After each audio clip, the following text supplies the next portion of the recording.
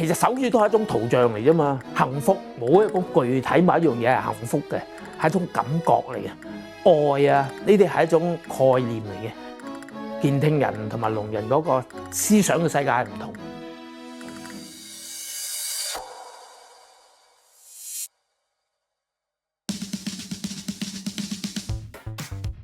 我喺健聽朋友嗰邊咧，我係會收埋咗自己聾人嘅身份去同佢哋相處。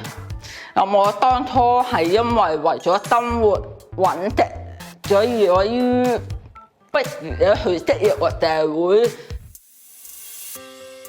會畫下啦，呢度有好多學位喎，咁我加多啲爸爸咯。你哋聽唔聽到佢講嘢㗎？聽得清唔清楚㗎？我要問多人嘅，你唔好講咁快咯。咁講嘛。教佢哋嗰陣時咧，佢哋聽唔到，我哋一定要打手語。嗱，一打手語解釋咧，咁佢哋又做唔到個動作啊，係啊。即係普通人咧去創業已經好艱難啦，但係我哋聽唔到、講唔到呢條路真係即係一啲都唔容易。你知啦，有啲匪徒啊，就算阿婆啊，佢都照揾磚頭幫你啊，為咗攞錢就。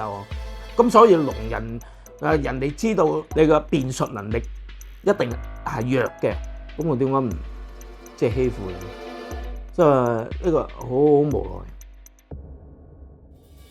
奈。咁當人家社會接納咗，我冇人要求重新去融合佢嗰邊。可以做到聽人同聾人嘅一個表人，聽到人做到，而家聾人都可以做到。